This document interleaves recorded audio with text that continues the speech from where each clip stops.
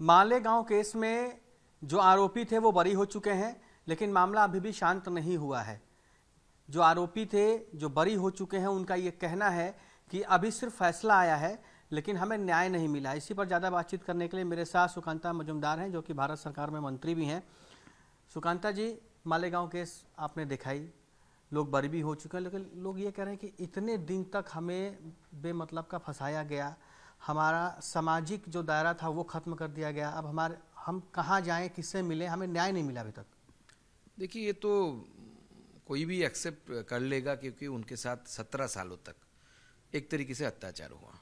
अत्याचार दो किस्म के हुए। एक तो जब जेल के अंदर उनके साथी प्रज्ञा जी से लेकर बाकी लोगों के ऊपर जिस तरीके की फिजिकल टॉर्चर 3rd डिग्री तक किया गया और एक महिला के साथ जिस तरीके की बदसलूकी की गई, वो तो एक्सेप्टेबल नहीं है। दूसरी बात जो सामने आ रहा है, एक पूर्व जो इन्वेस्टिगेटर है उन्होंने बोला कि उनको बोला गया था होम मिनिस्ट्री की तरफ से कि आदरणीय मोहन भागवत जी को, जो पूजनीय सरसंघ चालक जी है राष्ट्रीय स्वयंसेवक संघ के, उनको फंसाने के लिए इंस्ट्रक्शन दिया गया था। तो ये तो कॉन्स्पिरेसी है, देश के साथ गद्दारी है। और जिन लोगों ने ये काम किया उन लोगों ने भारत के साथ गद्दारी की है और पूरी देश की जनता से इनको माफ़ी मांगनी चाहिए। और जिन लोगों को जेल में डाला गया, उनके साथ इस तरीके की बुरा व्यवहार हुआ, उनसे भी माफ़ी मांगनी चाहिए। और मुझे लगता है कि इन लोगों को भी कोर्ट के सामने गुहार लगाना चाहिए कि हमारे 17 साल जिन लोगों ने ख़त्म कर दिया, जिन लोगों ने पी चिदम्बरम एंड कंपनी, जिन्होंने हमारा 17 साल को नष्ट कर दिया, इनके खिलाफ भी इनको कोर्ट में जाना चाहिए और न्यायालय से गुहार लगाना चाहिए। दादा, आप बंगाल से हैं, बंगाल की राजनीति को बहुत अच्छे से देख रहे हैं। वहाँ पर किस तरीके से जो बीजेपी के कार्यकर्ता हैं उनके ऊपर कितना हमला होता है, हम लोगों ने भी देखा है। ये जो भगवा आतंकी नाम दिया गया, जिसकी चर्चा अमित शाह ने भी अभी पार्लियामेंट में की थी, ये भगवा आतंकी शब्द को लेकर ये हिंदू को बदनाम करने की पूरी कोशिश की जा रही है। और अब जो पूर्व ATS ने, जिसका जिक्र आपने किया, जो वो कह रहे हैं, तो ये तो पूरी की पूरी एक षड्यंत्र है, चाल है। देखिए, पूरी की पूरी षड्यंत्र उस समय चल रही थी। सोनिया गांधी जी UPA के चेयरमैन थे उस समय और कांग्रेस की सरकार थी, उनके निर्देश से ही हो रहा था, क्योंकि उनके जानकारी के अलावा कोई कुछ काम कर ले तो संभव नहीं था। तो पूरा एक षड्यंत्र चल रहा था कि हिंदू आतंकवाद इस शब्द को इजाद करने का और इस शब्द को प्रतिष्ठित करने का।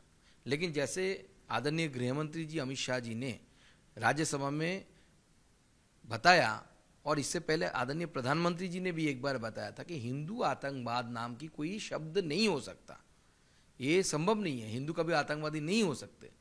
क्योंकि हिंदू की आइडियोलॉजी में ये कहा जाता है कि वसुधैव कुटुंबकम, हम पूरे विश्व को अपना आत्मीय मानते हैं और उसी हिसाब से सबसे व्यवहार भी करते हैं और सर्व धर्म को हम सही मानते हैं। ऐसा नहीं कि रेस्पेक्ट करते हैं कुछ लोग, वो जैसे दूसरे धर्मों को हम बोलते हैं रेस्पेक्ट नहीं, हम मानते हैं।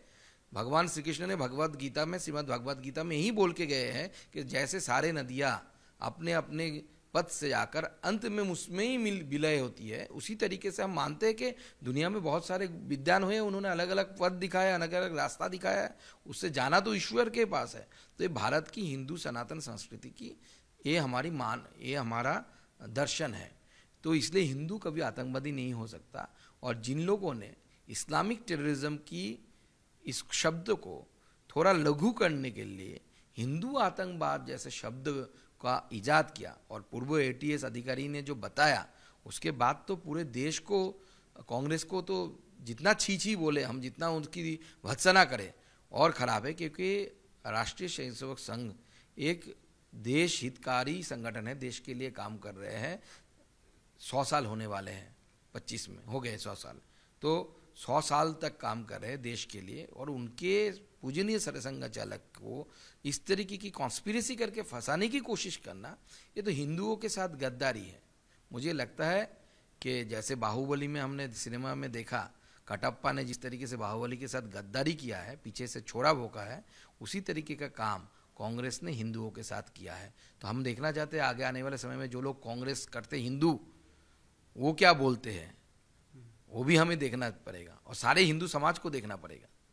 आखिरी सवाल दादा, कि बंगाल में SIR चल रहा है और रोज पार्लियामेंट में दोनों सदनों में SIR को लेकर बवाल हो रहा है, प्रोटेस्ट हो रहा है, वो कह रहे हैं कि अब भारतीय जनता पार्टी ये तय करने की कोशिश कर रही है कि वोटर कौन होगा।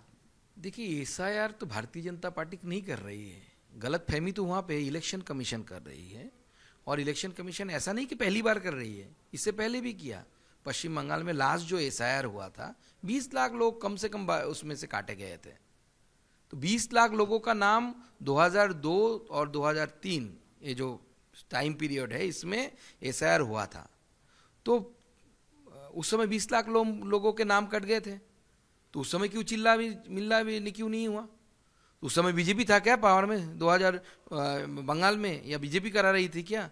तो election commission time to time SIR कराती है। वाइब्रेंट डेमोक्रेसी के लिए एसआईआर जरूरी है। आपका वोटर लिस्ट ही अगर सही नहीं होगा तो आप कैसे इलेक्शन करा पाएंगे? तो इलेक्शन कमीशन के खिलाफ अगर कुछ है तो आप कोर्ट में जाइए। कोर्ट ने तो मना कर दिया कि इलेक्शन कमीशन के ऊपर ऐसा कोई पाबंद नहीं डाल सकते हो। सुप्रीम कोर्ट में मामला अगर कुछ अलग आता है तो उस पर भी विचार किया जाएगा, लेकिन इलेक्शन कमीशन की विषय है। और तृणमूल कांग्रेस इसमें इसलिए इतना ज़्यादा तिलमिलाहट उनके अंदर है क्योंकि उसी वोट बैंक के द्वारा तृणमूल कांग्रेस इलेक्शन जीतती है। बांग्लादेशी इमिग्रेंट्स, मुस्लिम इमिग्रेंट और रोहिंग्यास, इनका वोट से जीतने का ये जो सपना है इनका, ममता बनर्जी का प्रधानमंत्री बनने का भी सपना था कि इस वोट से जीत के प्रधानमंत्री बनेंगे, वो तो धराशायी हो गया। अगले 26 के इलेक्शन में ममता बनर्जी को बंगाल से भी उखाड़ के फेंकना है, नहीं तो बंगाल को बांग्लादेश बना के छोड़ेगी।